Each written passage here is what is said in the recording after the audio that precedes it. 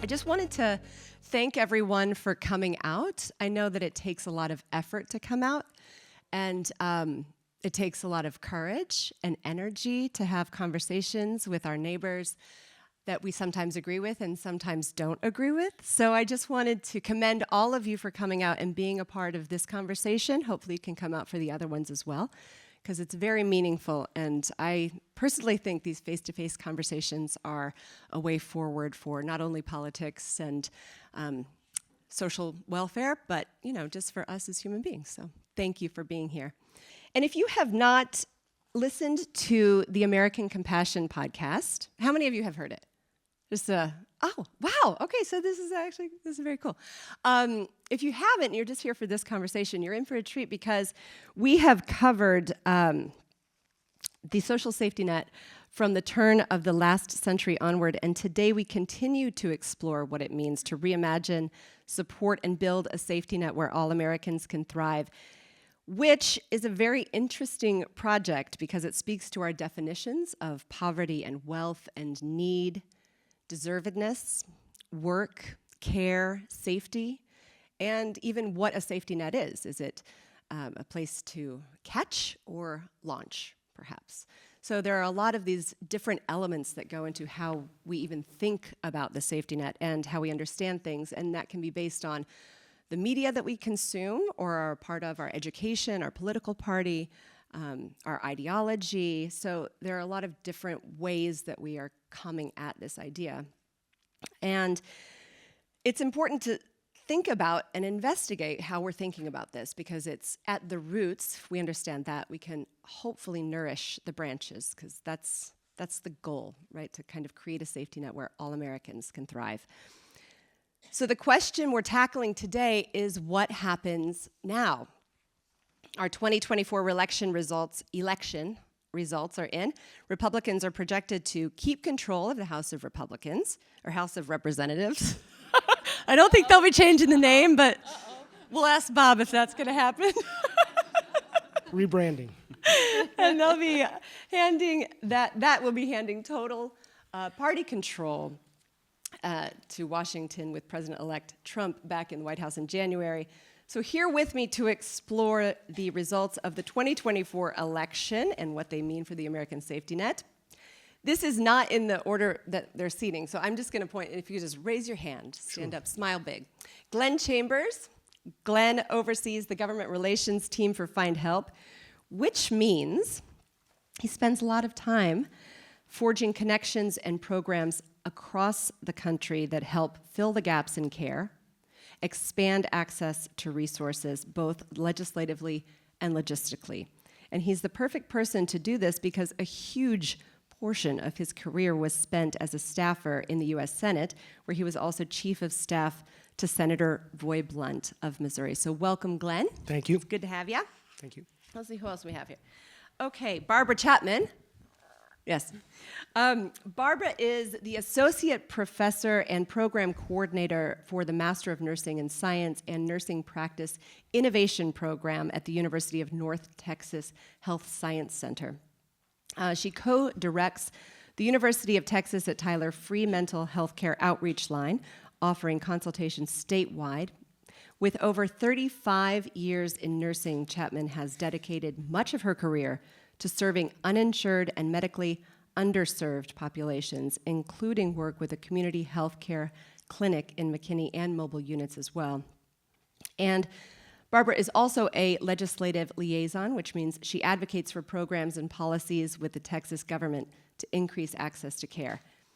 Also, she's a nurse practitioner, and it happens to be Nurse Practitioner Week. So happy Nurse Practitioner Week, and welcome, Barbara. Paul Stekler is at the very end of there. Paul is a political historian, writer, and documentary filmmaker whose work offers an expansive survey of the American political landscape and explores the inner workings of democracy through stories of controversial politicians like George Wallace to folks like Maggie Lauderer, very optimistic yet somewhat naive candidate running for Congress.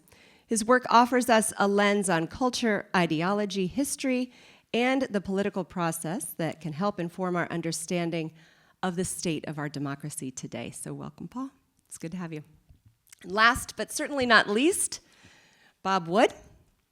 Bob is chairman and CEO of BGR Group, a bipartisan lobbying and communications firm based in Washington, D.C., where he works directly with policymakers on legislation that supports efforts to improve access to care. He served as chief of staff for Secretary of Health and Human Services Tommy Thompson, helping to steer the passage and implementation of the Medicare Prescription Drug Improvement and Modernization Act. So a big round of applause for all of our panelists. Welcome, everyone. We're going to take kind of a big picture look, and then we have already had some questions online and emailed to us. So we'll go into some of the nitty-gritty of things toward the end of the program. Please save your questions and write them down. Feel free to not ask a question, as I mentioned. But let's start with kind of the overarching big picture of where things are right now. Paul, you know, a lot of your work explores the political process. Give us a kind of tone and timbre for how people are thinking about safety legislation following the recent election. Well, I promised to try not to be so negative. It was an interesting election. It's interesting to be here where compassionate conservatism, was the lay of the land 25 years ago with the Bushes. But compassionate conservatism and the Bushes are no longer exist, at least in the Republican Party. There are a lot of challenges that people that think the safety net is important, which I believe everybody on the panel believes, and I hope that many of the people in the audience believe. But it's worth taking seriously things like Project 2025. I realize that President-elect Trump claimed that he didn't know anything about it. But if you read through it, there are a lot of proposals which, again, you guys have had more experience, in Congress. But as an example, the whole idea of switching SNAP, the Supplemental Nutrition Assistance Program, and WIC, the supplemental program for women, infants, and children, from USDA to Health and Human Services, reclassifying it as a welfare program, and then cutting down its funding. Will this happen? Will they mess with the Affordable Care Act? Will they mess with Medicaid and block grants? Will they turn over the Inflation Reduction Act so that Medicare can no longer negotiate drug prices? We don't know. We don't know. Here in Texas, this has been a long-term move away from compassionate conservatism. For me, the greatest safety net program in the history of the country is public education. And the governor has held public education's budget hostage for the voucher program. The voucher program in a number of different states kind of worked out differently than what was promised. Arizona promised it would be under $100 million. It's now $1 billion coming out of public education funds. North Carolina promised it was going to be targeted towards inner city. It's pretty much targeted towards Christian schools in the suburbs. I don't know what's going to happen. I do know that it's important for us who believe that the safety net is a really important part of something that benefits over, a third of Americans, that we know the lay of the land and figure out a message that is not particularly partisan, okay, but talks about the importance of these programs, what it benefits, and how to protect them. And, there's a lot there. We've heard so much because, as you know, the political campaigns, there's a lot of rhetoric, a lot of feeling, a lot of emotion. So how do those messages that we've heard during the political campaign, how do they translate into who's coming into office? Bob, you are working directly in Washington, D.C. every single day with a lot of the people who are coming in. You know them very well. Talk a little bit about what's happening on the ground in terms of the safety net legislation. So we're here from the swamp to tell you how things are working. We talked in advance that Paul and I will have a nice spirited debate today, offering you different perspectives and hopefully an opportunity for you all to walk away with something in between, which is, I think, when we talk about the safety net and protecting those programs, I think that's why we're all here today, and hopeful that that's where policymakers can land.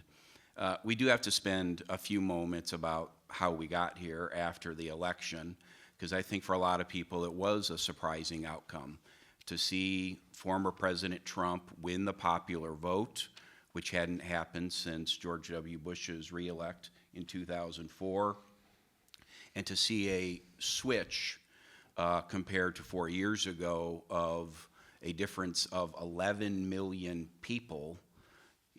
President Trump lost by 7 million votes to current President Biden, and he won the popular vote by 4 million votes this time. Why that is important or relevant by political standards is that is a clear mandate. I think while we're here today, what is important, though, is I agree with Paul, the Republican Party has changed.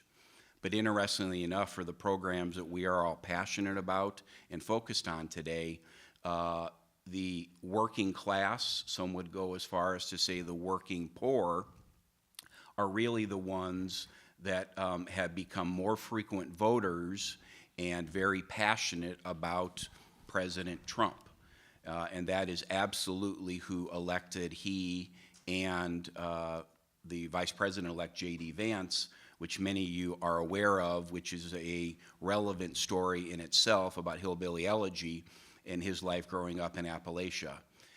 So I think going forward, Project 25, block granting, Medicaid, a lot of that language is what happens in campaigns. Project 2025 had nothing to do with the Trump campaign. Are there going to be changes in Washington? Are there going to be bold changes that will be controversial? The answer is yes. Why is that? Because in this country, and the 75 or 76 million people that voted for that ticket, there is incredible distrust in authority, whether it be government, whether it be the media, whether it be the corporations, or just institutions of power. By the way, that's not limited to Republicans. Just whatever, I guess 8 years ago, the senior, I guess he was at the time, he was a junior senator from Vermont, Bernie Sanders, almost won the Democratic nomination. So the issue of populism is the overarching theme on both sides of the aisle in Washington today. I think as we go forward and we have continued this discussion, the issue of Medicaid is one that definitely is going to change, but I view it as an opportunity. I was chief of staff to a cabinet secretary in the Bush administration. I was also his chief of staff when he was governor. And there was a time when a number of governors led policy in this country. It was called federalism. The Medicaid program as of late has shifted more towards a federal program in reimbursement rather than state.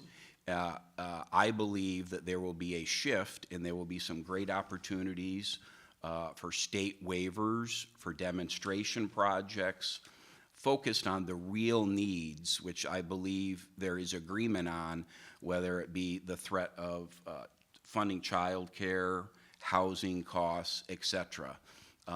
So we look forward to the discussion, and hopefully that can level set some of the details we'll walk through this afternoon. And, you know, it's really fascinating because, of course, electoral politics is one avenue of affecting change, and also the federal government is one avenue to social care and part of the safety net. A very integral part, I must say, but it's one part. Mm-hmm. And a lot of the programs, like the reason why we wanted to do the podcast in the first place was to talk about what was the process of implementation for setting up the social safety net programs that we know so well? Social Security, Medicare, Medicaid. Not only why were they set up and who were they addressed to, but also what did work mean at the turn of the last century? What did it mean to be a part of the workforce, and how has that changed? What did healthcare look like, in the 60s, in the 50s and 60s?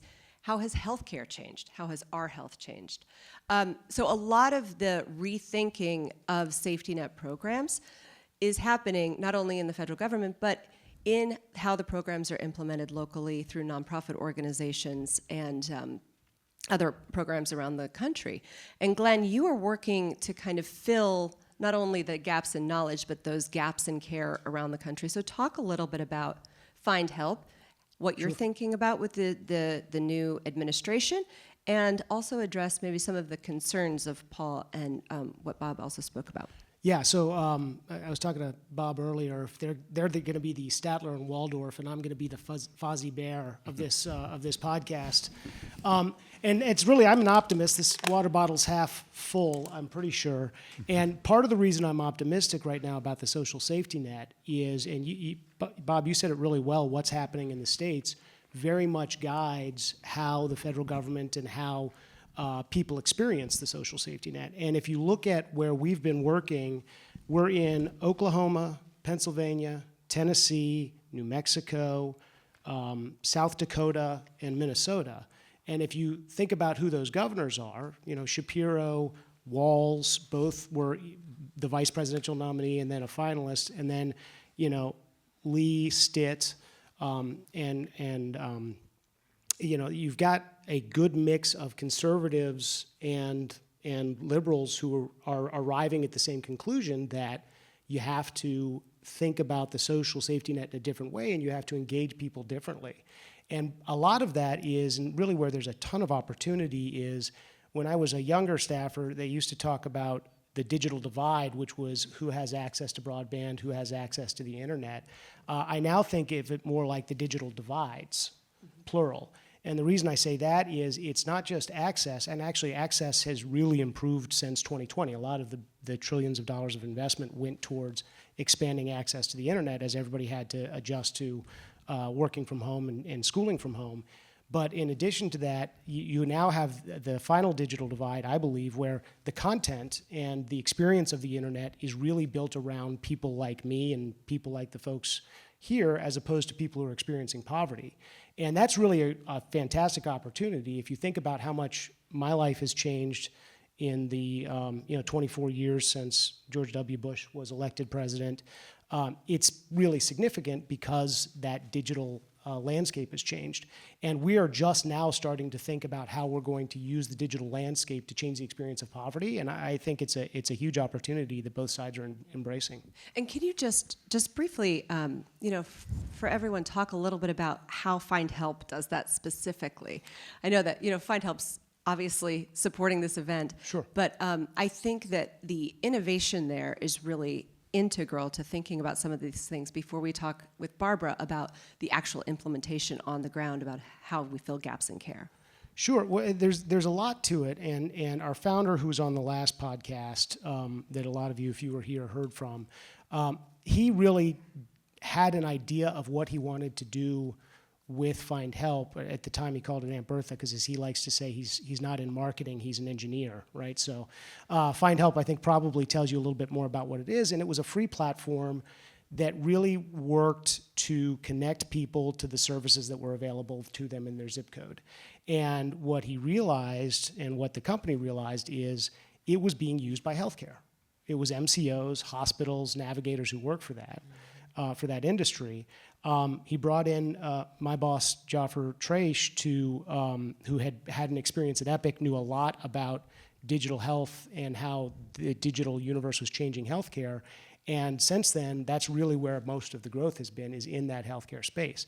It's industry agnostic. We work with community colleges, employee assistance programs, and others. But the thing that we're seeing in the States is they are really looking at closing that social care gap as a key way to reduce spending on healthcare. So if someone's showing up to the ER over and over and over because they know they'll get a hot meal there, if you can address that social need and build a trusting relationship with community organizations that can address that hunger need in a different way than just showing up to the ER, you can drastically reduce cost, improve outcomes, and really the hospital does better, the patient does better, and the spending goes down. And that's where we're seeing the investments from the states is, TennCare is a very good example where they're really looking at how they can use that addressing of social care to drive down medical spend. And just as a user, you can go to Findhelp and put in your zip code, and the resources that you're looking for can help connect you Absolutely. right there in your community. Still a free platform, Yeah. and always will be. That's the mission. Yeah. Barbara, let's turn to you because a lot of your career has been working to fill gaps in care, working on mobile units in very rural areas of Texas as a nurse, assessing problems without access to a lot of different technology. Talk a little bit about, and now, working in the university and innovation. Right. So in so many different spaces across the board, also with legislators, trying to figure out how can we improve access to care in the state of Texas. What are you seeing as a opportunity and also some challenges maybe with a new administration and also opportunities that you might see as well? Well, thank you, and I appreciate that. And just to to jump off of some of the things that the other panelists have said. I'm sorry. Am I close? So, nurses, and I come at this at a little bit different perspective because I have been boots on the ground doing this. I've been a nurse for 40 years. So I've started when you were 10. when I was 9. When I was 9, Florence Nightingale and I were in class together, and she showed me how to light a lamp, and she was great. She wasn't fun on the weekends, but just saying. So it's been a long time, and I've seen a lot of changes over those years. When I first came into nursing, I was in the San Francisco Bay Area. That's where I was trained, and we had a virus. And nobody knew how to handle this virus. It was an unknown virus. And we were thinking, what do we do? How do we take care of this? There are people dying, and we know nothing about it. But what we did know was that as nurses, people who were the nurses taking care of these patients in the hospital, we were outraged by the treatment. And people were being put in back rooms with no windows and being just kind of closed off to die. And we said, no. We actually went on strike because we had a union. You don't use that word in Texas. We had a union. We went on strike, and we were able to change those patients' lives. So looking at it from that very beginning to the years, subsequently being a nurse, nurses, and I have to give a plug to nurses. Well, first of all, there are about 455,000 nurses in the state of Texas. There are about 45,000 nurse practitioners, and like you said, this is Nurse Practitioner Week. And it's an honor to take care of patients. It's an honor to be able to come into their lives and see some of these social determinants that you all have spoken to. So I'm so grateful to have access to these types of the free networks. How do we get these people care?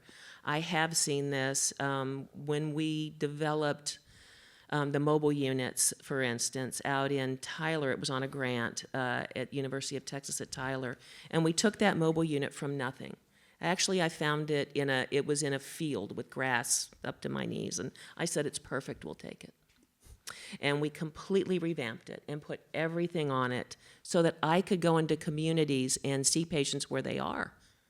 And do everything from head to toe assessments to women's health checks, to blood pressure checks, and then to speak to the digital divide that Paul, that you talked about. When we first started, this was before COVID. Mm-hmm. So I would actually get on top of the mobile unit and set a satellite dish, and they would get out, you're gonna fall. But that's how I was able to connect my EHR.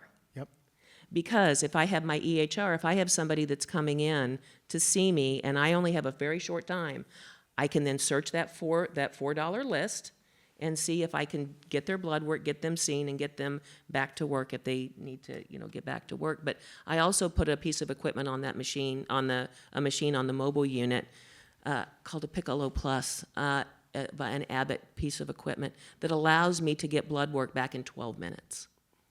12 minutes, so that I could see somebody, treat them, get it prescribed, get them to the least amount of cost in as short a time as possible. So it's been all of those. I've seen a whole rainbow of where did we come from and where we are now. Yeah. And so, I do want to ask, how can clinicians, how can nurses, people in healthcare work with legislators and with states? Where do you see the efficacy there?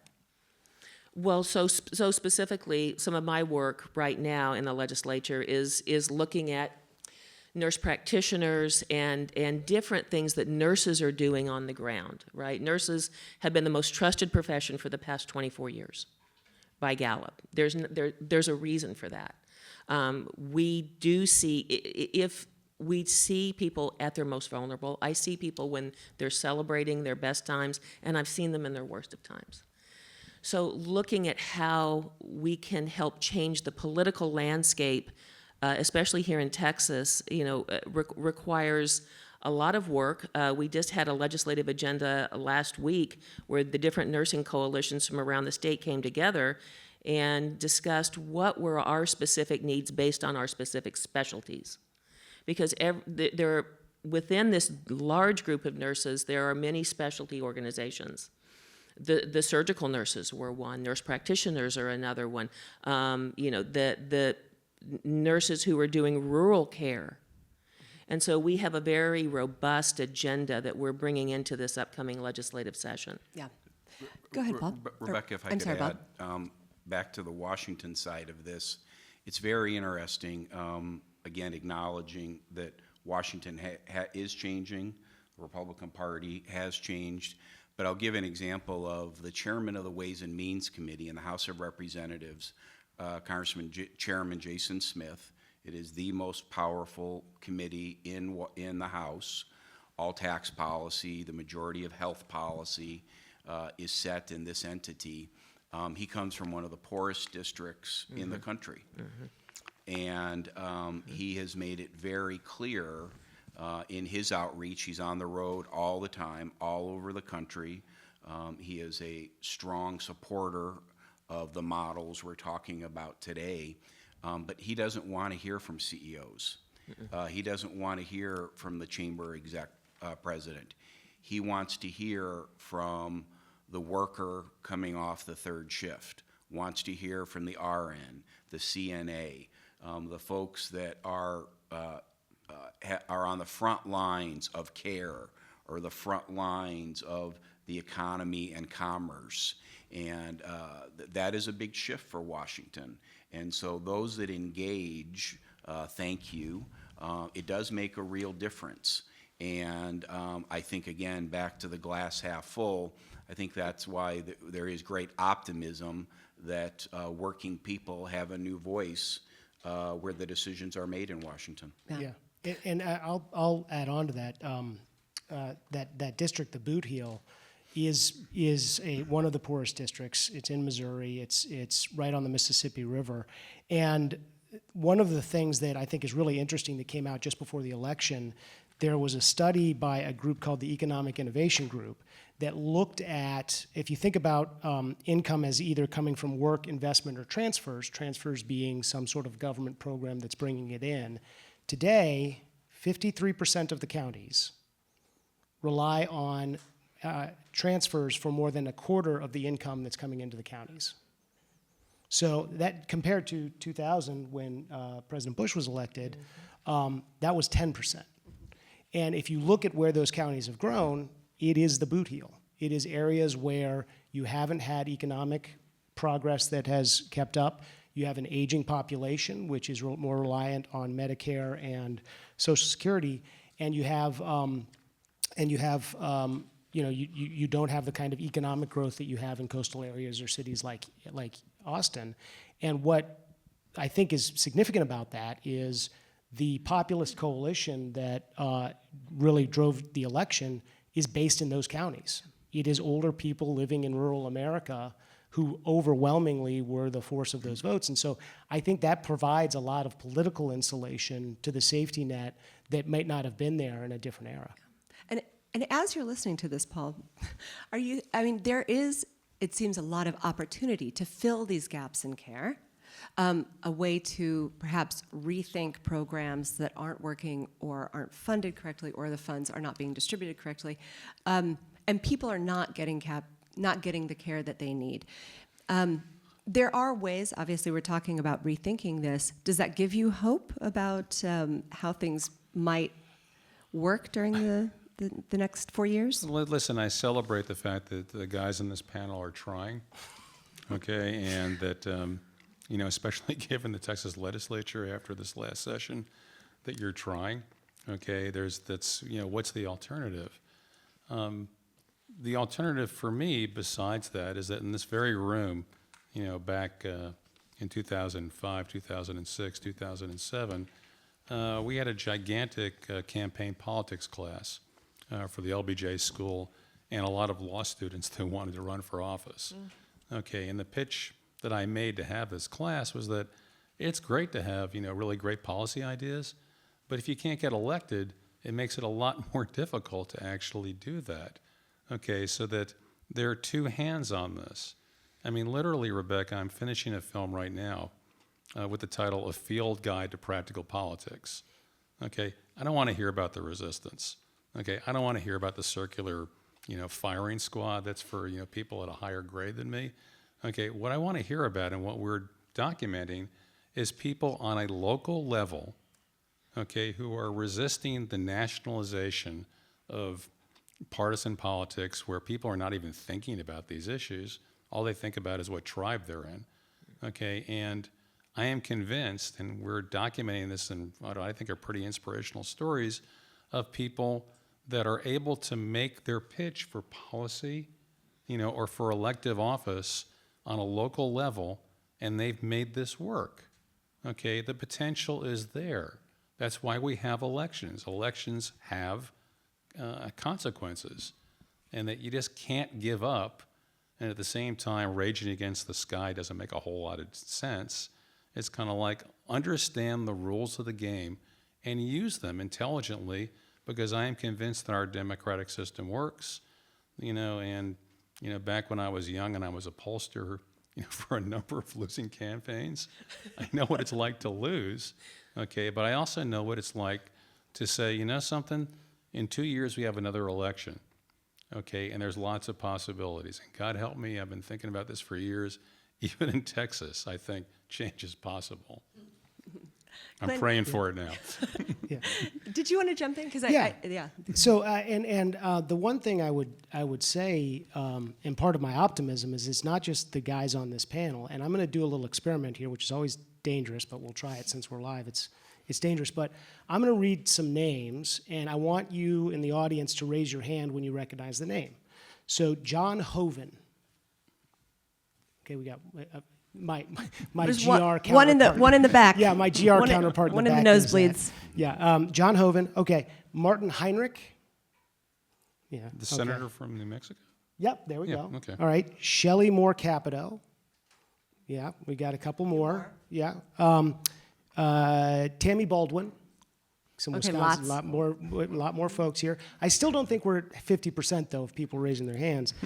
Marjorie Taylor Greene, that's 100%. So the first four names I read are the chairs and ranking members of the two subcommittees on appropriations that fund the social safety net. Ag FDA, which as you mentioned is women, infants, and children, and food assistance. But the other two are labor HHS, which is basically everything else. And those are very serious policymakers that in a room full of people who care about the social safety net, you're not really aware of them. We're all aware of Marjorie Taylor Greene, who really has nothing to do with the social safety net because she says outrageous things. And my sister a couple of weeks ago called me and let me know she was going to cancel her subscription to the Washington Post because they had made an editorial decision for business purposes. Probably some people in this room did the same thing. And one thing that I just want to sort of let everyone hear my own opinion is anytime you read the name Marjorie Taylor Greene on your feed, that is an editorial decision for a business purpose, right? It's not to make you a more informed citizen, it's to make you a better product so that you'll click and the advertisers can get it. So what we're seeing and what we're sort of have waves crashing over us is all of the outrage, because the outrage is what sells papers, for lack of a more recent term. But there are very serious policy discussions that are going on all the time in Washington, and women, infants, and children would be a great example. It's fully funded in 2024 based on an agreement from all of the appropriators that I just mentioned, and the chairs and the leaders in the House and the Senate, signed by the president. And that's a program that really only 50% of the people who could participate in it are participating in it. And so there's this enormous opportunity for a social determinant of health, really the first recognized social determinant of health, for pregnant women to have access and infants to have access to food, where all you have to do is enroll them and sign them up, and the funding is there from the federal government. And that's not to say that outrage and public opinion don't matter in these conversations, because they definitely do. But I think that what you bring up, Glenn, is really important. And there was a question that came in online before the panel about what can ordinary people who are not in the government, they're not part of nonprofit organizations, they're not healthcare workers, what role do we have, as responsible humans to one another in the safety net, and where do you see that as part of this discussion? And this is, if you want to be a good, I talked about, that clicking on the Taylor Greene story doesn't make you a better citizen. If you want to be a better citizen, go volunteer, right? Go spend time, find something that matters to you, right? And maybe that's volunteering in a crisis pregnancy center, or maybe that's volunteering for an organization that helps women access reproductive care. That's up to you. But if you do that, if you're volunteering for the things that matter to you, then you're really an informed, better citizen. You're acting locally, and you're keeping the safety net running in spite of the funding, in spite of what people say about it. And you're also going to feel a lot better than if you doom scroll. I think I always feel a lot better than doom scrolling. Barbara? Yeah, no, and I absolutely agree with that. It's because I volunteer to a fault. my family could testify to this. So, but that's absolutely right. What's happening, and we talked about this a little bit before. This is not this equity item, the social determinants of health, people accessing care, people needing what they need to be able to live their lives and be as healthy as they can possibly be. And that is not always where we want them to be, but that's where they can be, doesn't fall on any side of an aisle. This is not this side of the aisle or that side of the aisle. However you skin the cat, whatever side of that aisle you're on, it's still the same cat. And so people who are on the front lines, and I'm really glad you brought that up, Bob, because people who are on the front lines of this, and I work with these people every single day, do not have a political agenda when you are on the front lines. It's how do I help this person get to care? What do I need to do? It's not, you don't think, what is my political policy on this? It's I've got a person in front of me, how do I negotiate this? Whether it's the digital divide, and in Texas we still have a very big digital divide. Right. And so that's, how do we do that? And so what I see is not agenda specific for different either the left or the right side. If I could add, Bob? Rebecca, I love sports. I love sappy TV. So Ted Lasso is one of our favorite shows in the house, and hoping future episodes. But I'm sure it's a line many of you have seen and used, the quote of "Be curious, not judgmental." That is what I would suggest about how to approach this moment in time on these issues. And bring it back to Washington, President Trump will not run again. He cannot run again. He will have a very aggressive, quick agenda. So if one takes a position of the status quo, that is probably not a winning position in this, what they call trifecta government of Republicans narrowly controlling each branch. But if you come to the table promoting innovation, doing things differently, community solutions, faith-based solutions, community partnerships, doing things differently, maybe more efficiently. Bending the cost curve does matter. Those are the kinds of messages that I think if people are willing to be curious, look for a better way, because we can all always do better. Coach, I guess it was Pat Riley had a great quote that if you're not doing better, you're losing. So looking for these new solutions and also just to close on this point, despite this moment and an election, I'll reinforce, we live in a 50-50 nation, and that is not lost in Washington. There will be moments that both sides have done this, they will keep doing it. When they have power, they will jam some things through. That is how the Affordable Care Act happened. That is probably how the tax policy will occur this next year. But everything else, certainly the safety net programs, a lot of the nutrition programs, et cetera, will be done through these narrow majorities and will need bipartisan legislation for things to get done. And again, just reinforcing every voice matters. Yeah, Paul? You know, I was talking to Barbara before the panel, and you know, talking about innovation and trying to make this nonpartisan on issues that are not partisan. Okay, in Texas, we have a crisis now in primary health care. Okay, we don't have enough primary health care doctors. Okay, and we have rural hospitals closing, you know, causing hospital deserts across the state. There's an organization that I'm going to connect Barbara to called Primary Care for All, okay, run by a friend of mine who's a really noted medical health care reformer who looks at the Affordable Care Act and says, well, this was great, it's an insurance program. It's not a medical reform program. It doesn't particularly affect what kind of health you get, okay? If we have more primary care doctors, if we have more nurse practitioners, if we have more local clinics, okay, healthcare costs will go way down, okay, and you'll have better healthcare. What do you do with this? Little by little you organize, and you talk to Democrats and Republicans and people, you do the hard work in legislatures, and you begin to get people to understand this. My friend in Rhode Island, they're going to found a medical school specifically dealing with primary health care. It'll take a couple of years, but it will completely change that state. And it's possible here, too. I have to believe that this sort of thing is possible. And we're going to open it up for questions, but just on that point, Paul, I mean, Barbara, would you? I do. I have to. I jump know in you had to give because this example. Thank It's such a good one. Paul. And just to chime off of that, because specifically for Texas, 88% of Texas right now, 88% of the counties, and there's 254 counties, right? 88% of those counties are in shortage areas, primary care shortage areas. 97, because I'm a family nurse practitioner and a psychiatric nurse practitioner, but why not?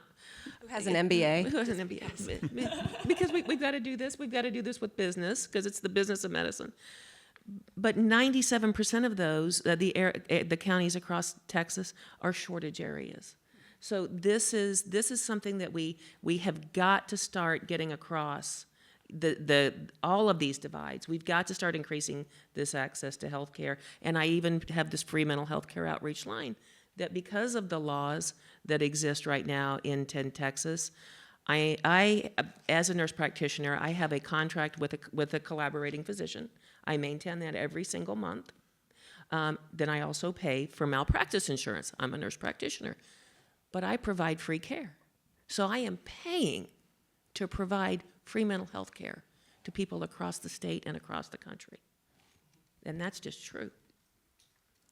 And you're working with a bipartisan legislature here in Texas to try to change that.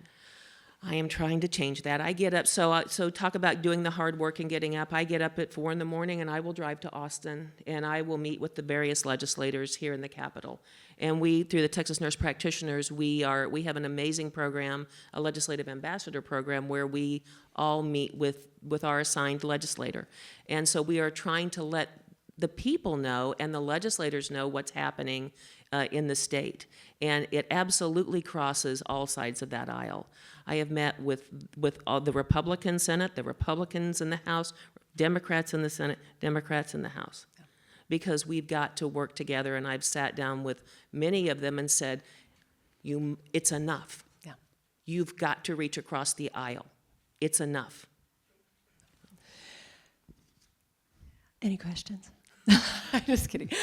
But we are going to open it up for questions. And so if you'd like to line up behind the microphone, if you have one, that would be great. I will ask a few questions that we've already had from our online audience and from people who have emailed in with questions. One is, when it comes to Medicaid 1115 waivers to address health-related social needs, what are your expectations for CMS, views, and policy goals moving forward? How do you think states with pending waivers will respond? So I actually just came in last night from the National Association of Medicaid Directors Conference, where we met with probably over a dozen different Medicaid directors who are looking at that very question. I think there's a couple of things. One, the trend that we've seen towards, and the terms health-related social needs and social determinants of health are somewhat interchangeable. You can get into an academic debate over it, but in Medicaid, they call them health-related social needs. The trends towards funding solutions for health-related social needs is going to continue. It actually started in the Trump administration the last time. It has continued through, and as I mentioned, we've seen investments from, Governor Noem's state in South Dakota and Governor Walz's state in Minnesota in those kinds of programs to connect people to social care. The second thing, and this is probably a little bit more controversial, is I think we are looking to see more work requirement, whether that's going to be coming from states that want to add that in there, or whether that's going to be something that the Trump administration is pushing. And one way, and Bob, you have some experience here from your time with Tommy Thompson, but one of the misconceptions is that if you view that work requirement as kind of a punishment, right, like that you have to work, that seems like a pretty bad thing. But if you view it as an opportunity, right, and if you think about, I'm going to channel my inner Arthur Brooks, who wrote a book called The Conservative Heart. If you think about people experiencing poverty as not problems to be solved, but assets to be empowered, right, then you look at it very differently. And if you think about work requirements with that lens, the dignity of having a job and having a job with meaning. A lot of my colleagues are here today, and they've all heard me talk about how much I love this job because it has meaning, because it gets me out of bed in the morning, and I know that a lot of them share that. That is something that can really empower people to make that step out of poverty, and we're not going to solve poverty. It's too complex. But you can solve poverty for one family, and they can solve it for themselves. There's also, I think, the big bugaboo has always been for work requirements is just the bureaucracy that's required to churn, to prove that you showed up, to prove that you went to the volunteer project, to prove that you showed up to the job training program. Closed loop referrals are what Medicaid is investing in, and if you build a network of work resources for people and can build the same closed loop referral platform that we're building for social determinants of health purposes, you solve a lot of that problem, and you take the social safety net out from over top of people and put it underneath people where it belongs. Yeah, Bob, are you going to answer? So I agree with Glenn. I do think this next administration, we will return back to the federalism, and they absolutely will be open for business, for state innovation in these areas. Again, with some ground rules. They absolutely will be looking to bend the cost curve. Medicaid is roughly $1 trillion expenditure for the government, about 80 million individuals utilizing this critical care. So some of those principles, one, as Glenn has said, they will take another run at expanded work requirements. That being said, I do think in exchange, there is a great recognition, like there was from the bipartisan governors in the 90s, that will require some added dollars for transportation. added dollars for education, workforce training. And the focus will be for those in the medical profession. This came out of the Affordable Care Act. There's something called the Medicare loss ratio, that an insurance company will give you $1, but 80 to 85% of those dollars, 80 to 85 cents of those dollars, has to be shown is going to direct care. Less process, less administrative burden, and less form filling, more outcomes where the care is being delivered. And I think if bipartisan governors, it doesn't matter, as Glenn said, it's Republican and Democrat governors, New Mexico, Colorado, a couple others, more blue states, Democrat governors have some waivers pending. And if they come in with these basic principles, again, not just the status quo, I think it will be, they will make a big difference for those constituents in their state. And I mean, Glenn, I noticed, because we don't have any questions, I'm going to ask this question. going. But I noticed there was a little hesitation when you said that will require work, or that will, we will take on work requirements for these things. And there's a little bit of like a hesitation, and which I'm curious about, because as you've heard in the American Compassion Safety Net podcast, work requirements have been a part of the safety net from the turn of the last century.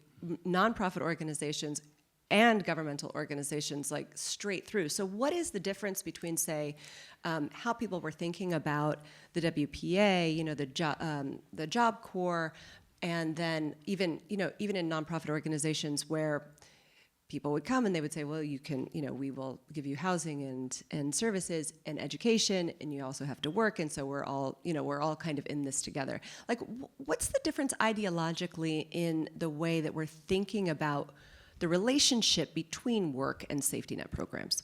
A lot of it is honestly politics and branding. If you think about, you go back to the mid-'90s that Bob was just talking about, I still remember the Time cover that was the Gingrich that stole Christmas, because he was talking about adding work requirements to some social program. And it was, it was pretty good branding to say that this is, they're doing this to be mean, and they're doing this to sort of to punish people. I think that, the dignity of work is a very important part of social care.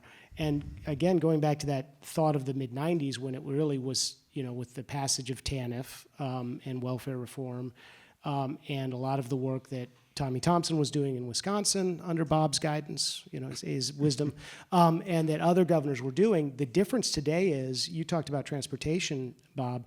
If you needed free and reduced cost transportation in order to comply with a work requirement in 1995, I don't know where you'd find that. That's not in the phone book, right? You didn't have the internet, right? Today, you log on to findhelp.org, you type in your zip code, and it will tell you all of the free and reduced cost transportation services. Back then, you just would have paid full freight for a cab. You also have the ability to streamline reimbursement so that if, as Bob is saying, you want to build out transportation as a part of that resource for people in communities that don't have access to public transportation, you can reimburse directly through Findhelp for Uber to give someone a ride to where they need to go, if that's how you want to structure your program. So technology really has the capacity to not solve poverty, but really change the experience in a way that gives people much more capacity to lift themselves out of poverty and get to where they want to go economically. And Paul, did you want to comment on that too? Because we still don't have any questions. So I'm so curious about the relationship between work and the safety net. How would you come at that idea? Well, I think, work is great. If you can figure out, I'm not an expert on this, but if you can figure out the logistics of having people have jobs that they can actually do without making it make work, sure, that would be great. We have a really interesting economy right now where, there's a reason why, whatever you think about immigration, so many people come over here. If you're in Texas, if you look at every building site, if you go to any restaurant, You go to, pretty much much of our industry, it's full of a lot of people that may not have legal status here. So there is obviously work. Okay, how do you make this work so it's not draconian? Okay, and I leave this up to the policy experts. I think there are solutions there. I'm just not sure what they are. As long as it's that we haven't moved from compassionate conservatism to mean-spirited, which I often find the Texas legislature to tend towards. So, Go ahead, Bob. You are correct, Rebecca, that, the work requirements have been around forever. I think, and especially after the 97 federal law, and it significantly did change what is called the TANF program, which is temporary assistance. What has changed is there has not been, the stick or the Carrot. the carrot or the stick. Thank you. Too much Ted Lasso. It's your inner Rick Perry coming out. I think there are some that think there have been an awful lot of carrots since the beginning of that program and not enough stick, meaning that the work requirements are in place, but they are really not enforced. There's no accountability. So I think one of the policies that you will see next year is not aimed at everyone, but there is a specific population,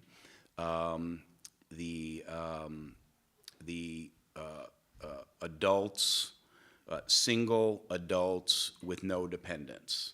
I'm not describing that category exactly, but there is a belief from center-right policymakers that there should not be any barrier for that individual to be working at a time when they're getting a number of public benefits. So that will be controversial, that will be debated, that will probably be in the courts, and there will be a lot of attention around that. And I guess I would just encourage people, you can agree or disagree with that, but that is a small piece of the good work and the other programs that are happening with some of these other social dependent issues where there's bipartisan support. Yeah. You know that part of the population is singled out in Project 2025. I think again the core of this stuff is that there are ideological positions. They're fabulous. They work really great in campaigns. Okay, the real true stuff is how do you make this work?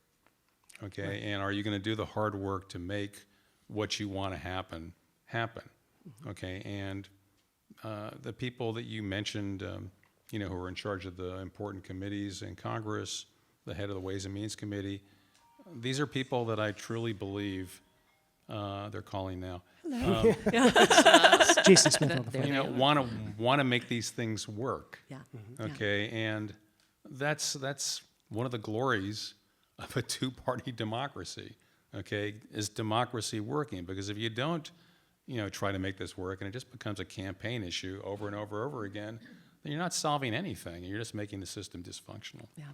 We have one question, and we have like a few minutes to answer it. So go ahead. I consider the Affordable Care Act somewhat of a safety net, and I fear that, as last time, there was a massive effort to get rid of it. Do you feel like that's not going to happen? Or do you think that we're just going to continue to have the Affordable Care Act? I mean, do you honestly feel like we're going to continue to have the Affordable Care Act? So I think there's two reasons, probably three, that I think the Affordable Care Act is not going anywhere anytime soon.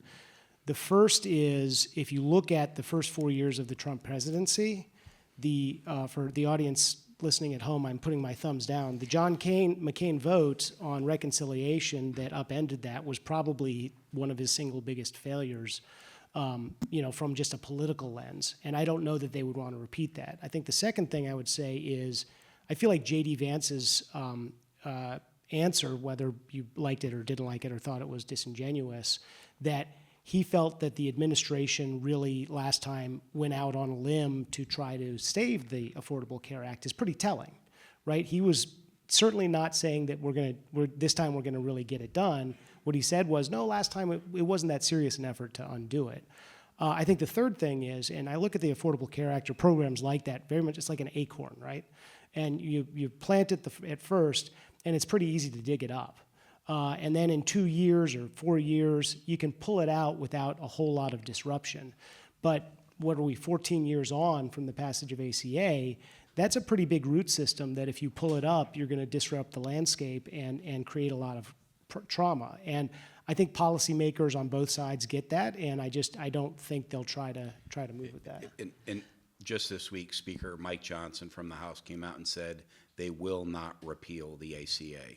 They're going to have a debate about the financing of some of the tax credits and enhanced subsidies, but they will not repeal the core program, as Glenn said. You guys just woke up, like at the very end. Okay, so one quick question. Okay, very quickly. The comments that 88% of our counties are underserved with primary care, and the thought that opening up medical schools particularly aimed towards primary care, that experiment was tried in Texas. Preston Smith, our governor, started the medical school in Lubbock over 50 years ago. The primary goal of that was to turn out primary care. Failed dramatically. You look at what's going on in the cost of medical education today, primary care physicians are in a minority because of the cost. We're seeing that more people are going into more lucrative fields such as neurosurgery, orthopedics, plastics. We have these young physicians coming out $300,000, $400,000 in debt before they ever start working. This is where I think another idea would be to try to benefit helping pay off their medical school debts. Has anyone ever looked at that? Well, the whole rationale for having our medical school here at UT, I mean, I hate to bash the university that I love to work at, okay, but it was a total lie. Okay, they said this was going to be about primary care and serving communities, and they didn't mean it. Okay, you want this to work? Okay, have people go to medical school and pay their tuition. Okay, then it will work. Absolutely. And otherwise, then you're just, you're just talking. And there are federal programs through HHS. There's a division called HRSA, Health Resources Service Administration, where there are a number of loan forgiveness programs. And I think at the federal level, this is one of those nonpartisan issues where they are trying to figure out their role, but there is an absolute recognition that there are workforce issues in the medical field that must be addressed, and they are trying to understand the role of higher education, which many believe this is a time to do things differently. And I've got a couple of, I've got a couple of thoughts on that as well. So yes, you are correct. We are short a lot of physicians. We're short a lot of primary care physicians, and the fees to get through medical school are tremendous. There are forgiveness programs. There are certainly, I know out in West Texas, there are, if you go to school and you work out there in a certain number of years, I think it's 5, that your loan can be forgiven. But on the other side of that, from my perspective, nurse practitioners are here, and we are ready to go. We are on the front lines, and if we lifted the delegation contract that I was speaking about, if that was lifted, we could increase access to care. Oh my gosh, overnight, we could increase access to care, probably to $50 million per budget cycle for Medicaid and the teachers' retirement system. I'm going to have to get to my notes because these are specifics. But that's actually that's $500 million in the state GDP, and it works. So if we can save the state and patients millions of dollars, we can improve access to health care in Texas, and it's no risk. It's no risk, it's no cost. Right now when we're at this really critical time, just by removing the delegation agreements that we are bound to face, we're losing nurse practitioners out of the state of Texas every day to other states.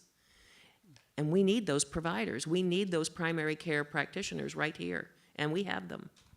And there is a bill, right, in Congress, SB 12, is it? That's a federal full practice authority for nurse practitioners, or is that? Sounds right. I think that's Yeah. right, and I can't remember the name of the bill. Yeah. Yeah, scope of practice Scope is of practice. is a It's- constant. It's a issue that constant people are issue. talking about. Well, and this Yeah. doesn't even address scope of practice. This just allows us to practice to what we have been educated. We're not talking about changing scope. We're talking about just practicing to Right. where our education is. Right. So, even with that at primary care, that could, and forget about the mental health care. We could reduce those mental health care numbers overnight as well, and it doesn't cost Texas anything, Right. Yeah. right? Yeah, and I prematurely nixed questions, so we do have a few more minutes if you'd like one. I thought we were ending at 1:15, but we're ending at 1:30. I do have another question that came in online, which I'd love for you guys to talk about, which is, what kind of focus will the new administration have on maternal and infant health priorities, specifically? So that's a great question. We've seen a lot of interest on both sides of the aisle on maternal health in conservative states and progressive states, because the numbers are just terrible for us as a developed nation in terms of how we're handling maternal health. As I mentioned earlier, the Women's, Infants, and Children's Program in a bipartisan way got full funding in 2024. I think that's a real opportunity. I think you'll continue to see investments in maternal health because there's been bipartisan support. There's a bill that has been, they refer to like collective legislation as omnibus legislation. And for the last couple of Congresses, there has been momnibus legislation where they take several maternal health pieces of legislation and put it together from funding and other avenues. So I think you're going to continue to see that. We're seeing that. The Governor Reynolds in Iowa actually is really focused in on maternal health. Again, conservative red state, and we've been working with her team and talking about solutions that we can help provide in that space. So I think it'll continue. Agree. The Iowa example is a demonstration project. Again, innovation from the states. Governor Polis in Colorado is considering one of these waivers focused on maternal health programs and aimed from birth to 6 years old. So again, there are dollars in the system, and policymakers want to address this. Sometimes the federal government can get bogged down, but that's why state by state things can get done much, much quicker, and that can quickly catch fire and be a real force. And I think this speaks to the Medicaid 1115 that we were talking about. So this is exactly that. Texas adopted that this last year. And so because of that, Medicaid initially, to try to work with the female mortality, the mother mortality, it's terrible in the state of, it was terrible in the state of Texas. And so because of that, the policies have changed, and initially it was only, the mothers and babies only had 60 days of maternal leave, and now it's up to 1 year. It's up to 1 year. Wow. Okay, so one last question before closing thoughts. Do you think block grants are in the future of Medicaid? If so, what will that mean? Bob? It has certainly been discussed. It will be discussed again in this federal legislative session. We do not expect it will go forward. There's been a number of stakeholders, number of governors and others that have come forward and concerned about, if you will, the food fight for each dollar within each different constituency, whether it be acute care hospitals versus skilled nursing, versus maternal health versus some of the other aging programs. So I don't expect that'll be the path. There will be some other ideas on the table, and then again, utilizing the Medicaid 1115 waiver process and potentially what's called the 1332 waiver process through the Affordable Care Act. And I would add to that. So from my time on the Hill, the federal match is called FMAP, which is Federal Matching Assistance Program. I may be wrong on that, probably am. But FMAP fights are always bipartisan, because if you look at the table, whenever you try to do something to the federal dollars going into Medicaid, some states are going to get more money and some states are going to get less money. And whether you're a Republican or a Democrat, you don't want less money coming to your state. You want more money coming to your state. And so it always breaks down around those questions of who's going to be the winner and who's going to be the loser. Everybody agrees that we want to stop wasting federal dollars, except for the federal dollars, we want to waste more of them in our own state, right? That's how those debates I turn want to out. waste the money. That's right. Okay, one last question. Hey, thank you all for being here. I think y'all have done a really good job of being generous and talking about populism, talking about innovation, separating outrage from innovation, which to a certain extent I agree with. But I'm curious, like in Texas, one organization found that maternal health deaths increased by 56% since the abortion ban. And that was way higher than the national average. We see different populations based on country of origin, based on naturalization status, being singled out in the outrage, in the campaigns, but those have policy implications, and those have implications for the ways that people are able to access the safety net that exists, either due to eligibility or due to their fear, due to so many different concerns. And so I wonder, I would love you to answer, when so much of the rhetoric feels dehumanizing, right? When it turns people into concepts and categories, how does that affect our ability as a state or a nation to actually have a safety net that supports human dignity, that supports the ability of all people to access the very, very basic elements that they may need to live a productive, quality, dignified, healthy life? That is a fantastic question. And so if you think about the way in which partisan politics works, it's caucuses, right? You have different coalitions of groups that get together. And what you had in the early 2000s, and really from Reagan through Trump, was an ideological caucus, an ideological coalition. If you draw Venn diagrams around libertarians and social conservatives and economic conservatives, the center was where they all met in the Republican Party. Today, it's a populist caucus. And populist caucuses tend to be much more driven by what you're angry about, right? And we're in a very disruptive economic period. I mean, we all thought it was pretty great in the 90s that the internet was going to change the way everybody buys cheese graters and make everything better. And it really has for me. But for a lot of communities, that globalism and everything else has left the community behind. And so you've got a lot of frustration and anger, and it's very easy to channel that towards other tribes. And, to me, the reason I'm here at this job and the reason I did what I did in the Senate for so many years in Republican offices is the dignity of a human being is the most important thing that we're working towards. And it's not just the policy implications that you were talking about, it's the personal implications, right? Every time a mother goes back to prison because she hasn't had the resources once she gets out, that means a kid's going to bed with his mom in jail, right? That's a real world,